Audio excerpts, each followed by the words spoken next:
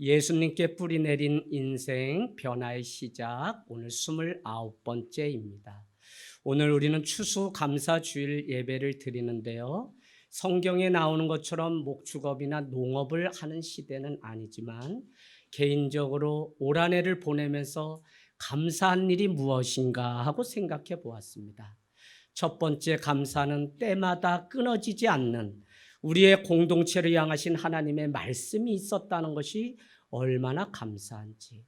육적인 배고픔만 배고픔이 아니라 영적으로 목이 말라서 굶어 죽는 우리 시대를 보면 말씀이 임하고 말씀이 내 삶의 사건이 되었다는 것. 특별히 코로나를 겪으면서 이제는 영원한 것이 무엇인지 알게 되었다는 것입니다. 그래서 우리는 영원하신 말씀 앞에 내 삶을 결단하고 내 삶을 그 앞에 결론을 내리는 시간이 되었다는 것이 너무 감사합니다. 두 번째 감사의 이유는 이런 것입니다. 오늘 우리가 읽었던 말씀과 같이 코로나의 어려운 시간들을 떠나지 않고 그 자리를 지켜준 성도님들이 감사의 이유입니다. 그래서 오늘 옆에 있는 이 한 분 한 분이 그냥 이 자리에 온 것 같지만 에클레시아 교회라고 하는 것은 하나님이 그곳에 옮겨서 심어 놓으셨다라고 하는 말이기 때문에 오늘 주님이 나를 여기에 심어 놓으셨구나라는 믿음으로 떠나지 않고 자기의 자리를 지켜준 성도님들이 얼마나 감사한지 모릅니다. 여러분, 사랑이라고 하는 것은 희생, 구체적인 희생이 따르기 마련입니다. 우리가 그토록 외치는 복음이라고 하는 것이 무엇입니까? 요한복음 3장 16절은 하나님이 이처럼 세상을 사랑했다고 하는 것이 복음입니다. 그런데 더 중요한 것이 있다면 그 사랑이 어떤 것인지 우리에게 가르쳐 주는데 그것은 바로 하나밖에 없는 독생자 예수 그리스도를 우리를 위해서 내어주시고 누구든지 저를 믿으면 멸망치 않고 구원을 받는다고 하는 이 놀라운 복음의 소식을 우리는 듣고 있는 것입니다. 사도 바울이 유일하게 그 일생 동안 자랑한 것이 있다면 유독 십자가 외에는 내가 자랑할 것이 없다고 했습니다. 십자가를 바라보는 눈은 서로 다르지만 사도 바울은 많은 것 자랑할 수 있음에도 불구하고 예수님이 나를 사랑하시는 가장 구체적인 증거가 바로 이 십자가이기 때문에 십자가 외에는 내가 자랑할 것이 없다고 고백합니다. 여러분, 오늘 에베소서 1장 23절 교회는 내 몸이니 그의 몸이니 라는 말씀이 있습니다. 교회는 다시 말씀드리면 예수 그리스도의 몸이라는 것입니다. 많은 사람들이 놓치고 살아가는 것 중에 우리가 예수님을 사랑하는데 어떻게 사랑하는지 스스로 자기 증명을 하지 못할 때가 있습니다. 오늘 에베소서 1장 23절 교회는 그의 몸이니라고 하는 것으로 보아 우리가 주님을 사랑하는 그 증거는 주님의 몸된 교회를 사랑하는 그것이 가장 큰 증거입니다. 그런 면에서 저는 코로나 시간 동안 그 자리를 지키고 오히려 어떻게 해서든지 교회를 세워가려고 목사님 헌금 줄지 않았나요? 목사님 선교지 줄지 않았나요? 라고 오히려 물어오시면서 그냥 5,000원 하시던 우리 권사님 10,000원 하시고 더 하시려고 몸부림치면서 교회를 세워가는 모습에 얼마나 많은 감동을 받았는지 모릅니다. 저는 오늘 여러분에게 말씀을 증거하면서 여러분의 생각을 확장시키고 환기를 시키기 위해서 먼저 질문을 드리려고 합니다. 그 질문은 다른 것이 아니라 제가 열거하는 이 많은 단어 안에 특별히 교회 안에서 우리가 사용하고 있는 이 언어들의 공통점이 무엇일까라는 것입니다. 한번 가만히 생각해 보세요. 사랑, 은혜, 평강, 용서, 관용, 또 무슨 단어가 있을까요? 긍휼, 섬김, 나눔, 이 많은 단어들의 공통점이 무엇일까요? 여러분, 이 많은 단어들, 특별히 우리가 교회에서 너나 할 거 없이 수도 없이 사용하는 이 많은 단어들은 혼자 할 수 없는 것이라는 특징이 있습니다. 무슨 말이냐면 혼자 은혜 받을 수 있지만 혼자서는 그 은혜를 유지할 수 없게끔 만든 것이 하나님의 놀라운 교회를 향한 비밀입니다. 그런가 하면 평강을 혼자 지킬 수 있을 것 같지만 서로 격려하는 사람을 통하여 그 평강이 계속될 수 있는 것입니다. 어떤 이는 말하기를 이 사랑 함께하기가 버거워서 홀로 내가 그냥 사랑하면서 주님 앞에 내 신앙 지키겠다고 말을 하는 모습들을 봅니다. 그러나 이것조차도 서로 사랑할 때 온전해지고 완성되는 놀라운 능력이 있습니다. 제가 여러분께 질문 던진 이 많은 단어는 사실 공동체적인 언어이며 관계적인 언어입니다. 다시 말씀드리면 교회라고 하는 이 공동체는 관계를 맺고 서로 살아감을 통해 성숙함을 이루는, 아직 완성된 것은 아니기 때문에 죄인들의 공동체이기 때문에 여전히 부족한 투성이지만 우리는 이 관계 속에서 서로 지체됨을 확인함을 통해 완성되어 가지고 온전해지는 일들을 경험할 수 있다는 것입니다. 여러분, 오늘 빌레몬서는 60년, AD 60년에서 62년 복음을 전하다 감옥에 갇힌 사도 바울이 쓴 편지입니다. 복음을 전했다는 그 이유 때문에 그의 인생이 영어의 몸이 돼서 갇히게 되었음에도 불구하고 오늘 그는 복음의 참맛을 알았기 때문에 옥중에서 낳은 아들이 있는데 그의 이름이 오네시모라고 10절에 말씀하고 있습니다. 그런가 하면 이렇게 말씀하고 있습니다. 17절, 그러므로 내가 나를 동역자로 할진대 그를 나의 동역자로 여기듯 그도 빌레몬 너에게 동역자로 여겨달라고 하는 간청이 그에게 있는 것을 볼 수 있습니다. 여러분, 일곱 집사, 사도행전에 나오는 일곱 집사는 사실 구저의 일을 위해서 일곱 집사님들을 이렇게 선택해서 세웠습니다. 그러나 우리가 아는 것처럼 빌립과 같은 집사님은 복음을 전하다 그는 옥고를 치르는 일들이 있었던 것을 보면 우리의 일이라고 하는 것은 복음을 알고 이 말씀을 전하는 것 외에는 없다는 사실입니다. 마가복음 3장 14절로 한번 가보실까요? 마가복음 3장 14절, 12 제자를 부르신 이유가 있습니다.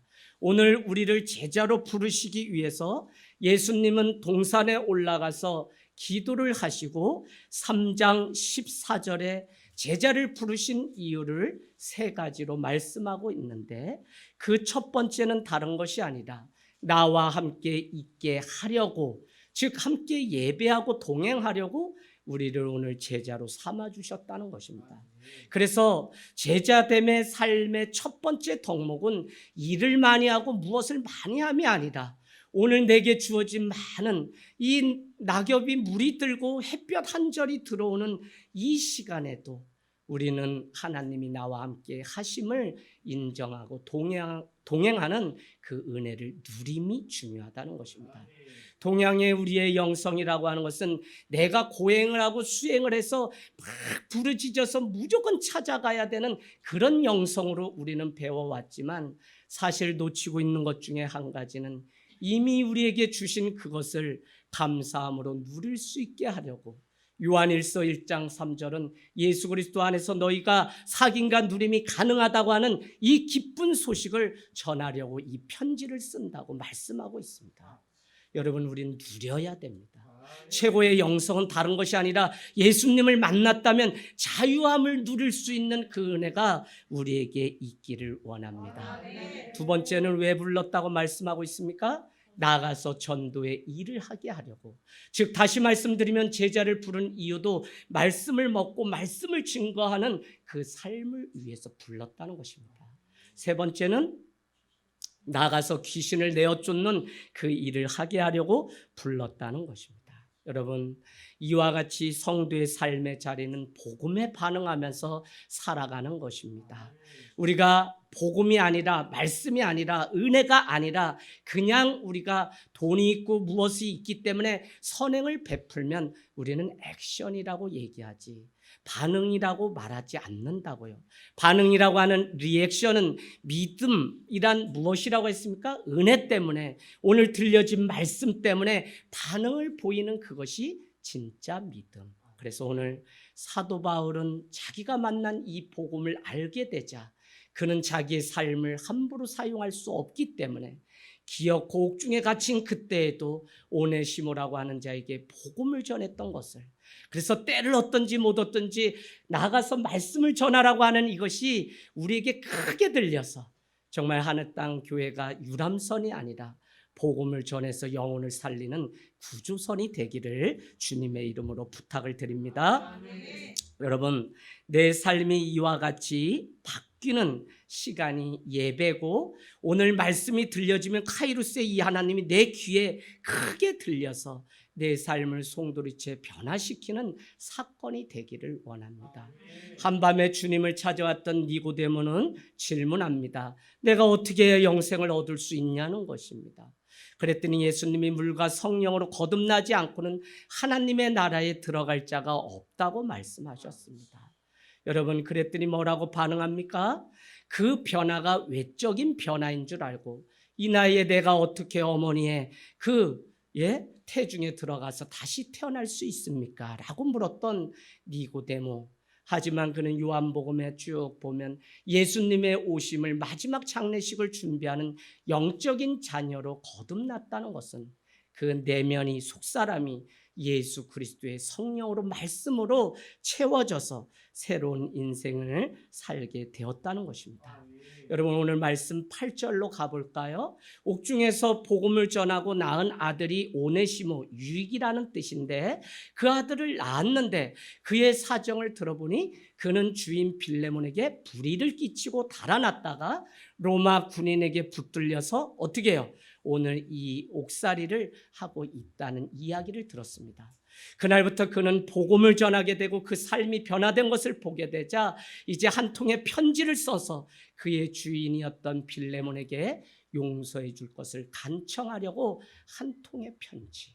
여러분, 제가 개인적으로 복음서 중에 가장 큰 복음을 빌레몬으로 치고 늘 묵상하고 눈을 감고 암기를 할 정도로 전도사 청년 맡을 때마다 52주씩 이 한 권, 한 장밖에 되지 않는 복음서를 통해 관계가 회복되는 많은 일들을 경험했습니다.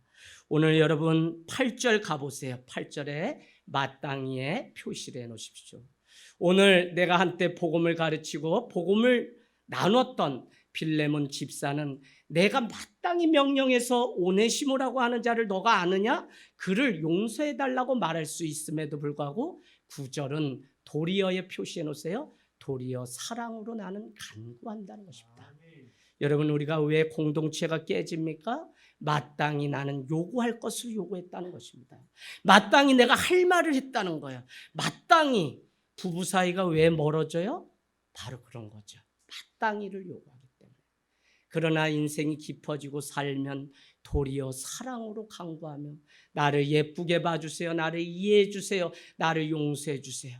그래서 참된 건강한 교회는 형제의 단점이 크게 보이는 것이 아니라 장점이 크게 보이고, 단점이 보이거든 그 문제가 나의 문제라고 여기고 덮을 수 있는 사랑만 있고 복음만 있다면 우리가 승리할 수 있는 줄로 믿습니다. 여러분, 9절은 자기 자신을 낮추되 10절은 이렇게 사도 바울은 자신을 낮춥니다. 나 사도 바울은 나이가 많아 늙었지만 오늘 이 한 통의 편지를 씁니다. 그러면서 뭐라고 또 얘기하죠? 예수 그리스도를 위하여 갇힌 자가 바로 나다라는 그 사실을 10절에 이야기합니다. 여러분, 오늘 예수 그리스도를 위하여 갇힌 이 사실을 누구나 알고 있음에도 불구하고 오늘 왜 이와 같이 이야기하고 있는 것입니까? 사실 오늘 이 편지를 받고 있는 빌레몬 너조차도 밖에서 자유의 몸으로 살아갈지 모르지만 우리는 세례를 받고 이제는 예수 그리스도를 위하여 갇힌 자로 살기로 작정한 한 형제가 아니냐는 이 사실을 언급하기 위해서 사도 바울은 오늘 빌레몬에게 나는 나이가 많고 나는 예수 그리스도를 위하여 갇힌 자가 되었다고 말씀하고 있습니다. 여러분, 그렇죠. 예수 그리스도를 위하여 갇혔다는 것은 예수 그리스도는 말씀이기 때문에 말씀 안에 내가 갇힌 것입니다. 그러고 보니 말씀으로 할 수 있는 일은 말씀으로 생명을 낳고 생명을 얻는 일 외에는 할 수 없습니다. 10절에서 13절로 가보실래요? 쭉 이야기를 하는데 옥중에서도 말씀이 임하니까 놀라운 한 사건이 일어났는데 너의 가정에 불의를 끼쳤던 오네시모를 만났는데 이곳에서 내가 갇힌 중에 복음으로 나았다고 10절은 말씀하고 있습니다.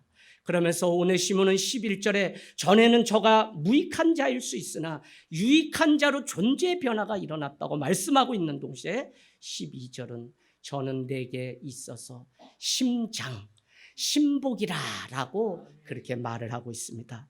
더구나 저를 내 곁에 두어서 나를 돕게 할 수 있지만 나는 그 일을 억지로 하지 않고 너가 자의로 승낙해서 일을 할 수 있도록 나는 기다린다라고 14절은 너의 승낙 없이는 내가 아무것도 하지 않는다고, 더구나 너가 이 오네시모를 용서해 줄 것을 안다고 말합니다. 어디로 가면 우리가 알 수 있냐면 21절, 나는 내가 너에게 편지하며 부탁한 것보다 더 순종하며 더 많은 일을 사랑으로 행할 것을 믿는다라고 하는 것이 사도 바울의 믿음입니다.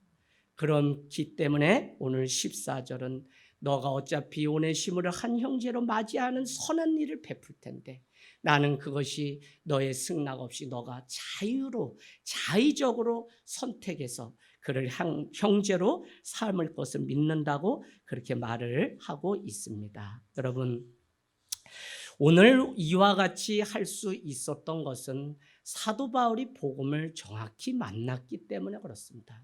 복음은 우리가 전하는 것이 아니라 복음은 유앙겔리온, 소문입니다.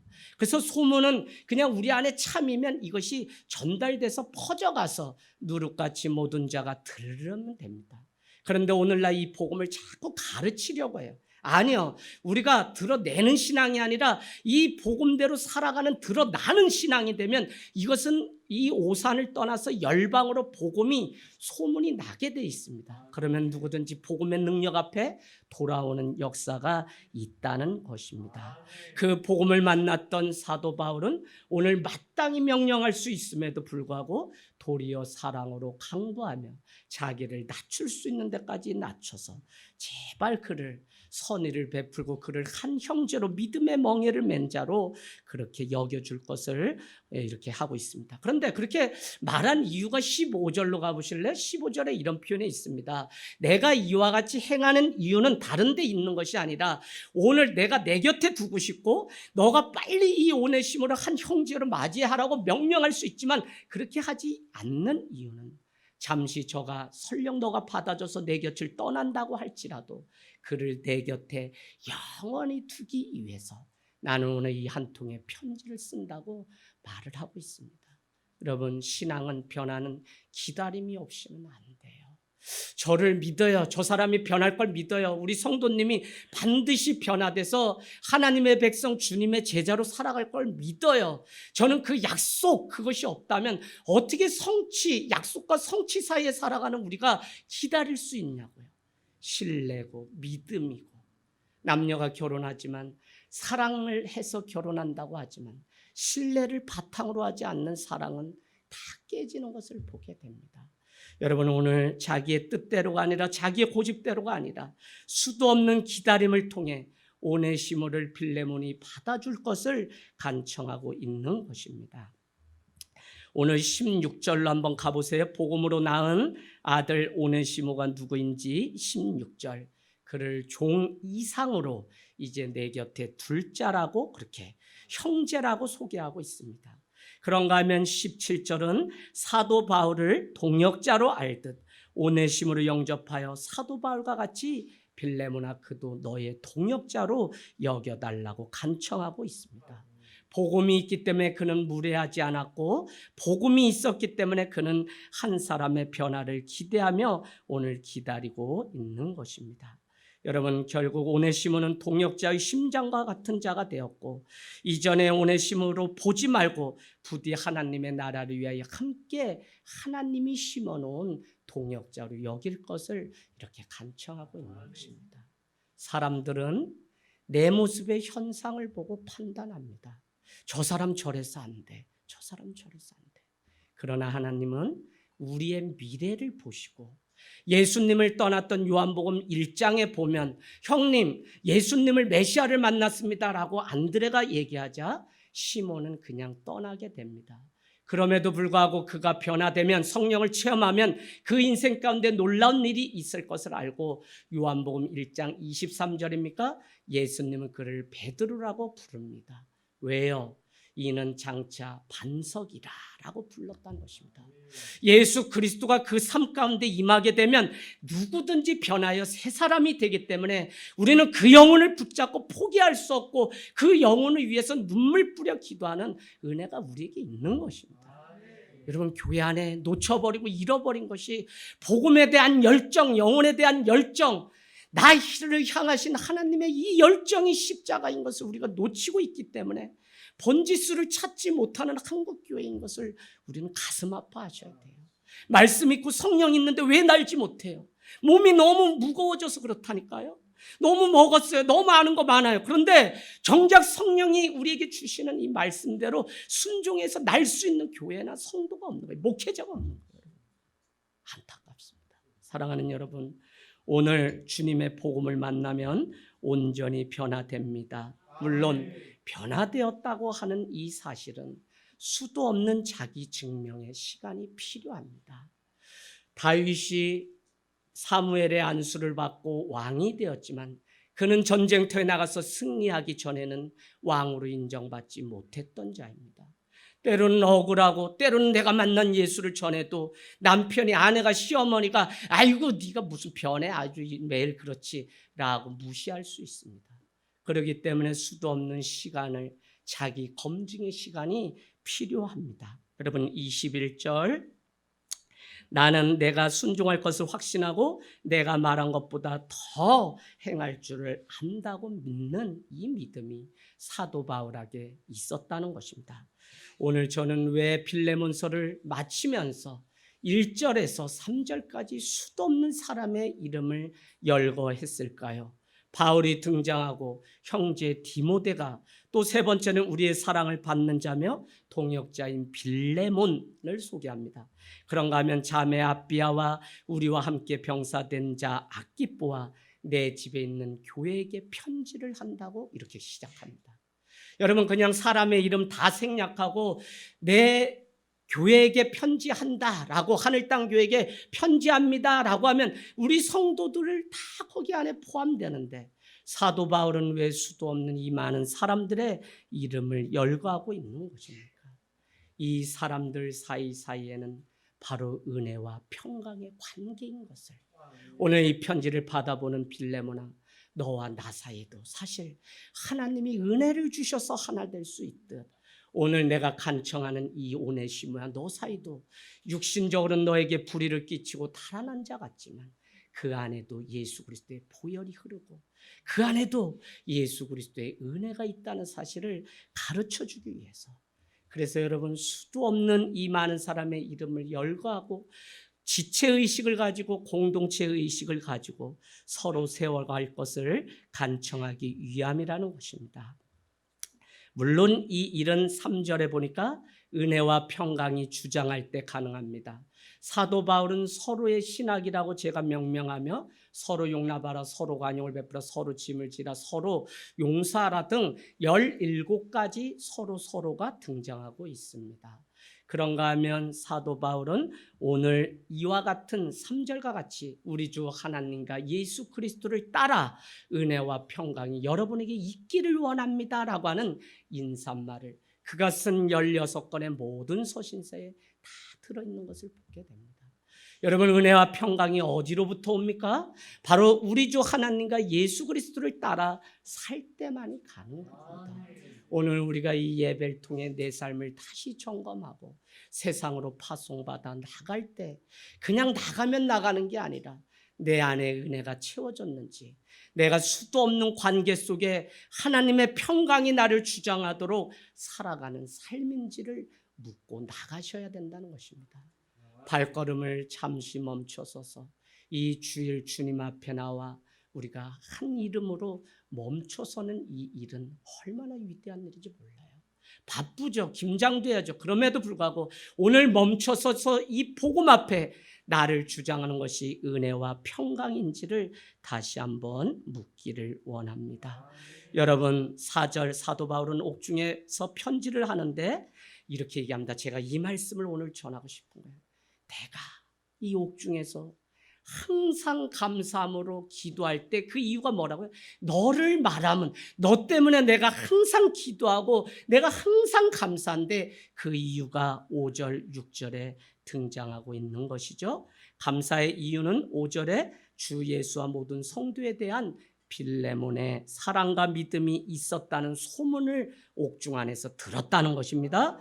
더 나아가서는 7절에 보니까 빌레몬이 하는 믿음의 교제가 결국 우리 가운데 선이 무엇인지 알게 해주었고 그리스도께서 주신 이 착한 선에 이르도록 우리를 붙잡아 준 사람이 바로 빌레몬 너였다라고. 그래서 나는 너를 생각할 때마다 감사하다는 것입니다.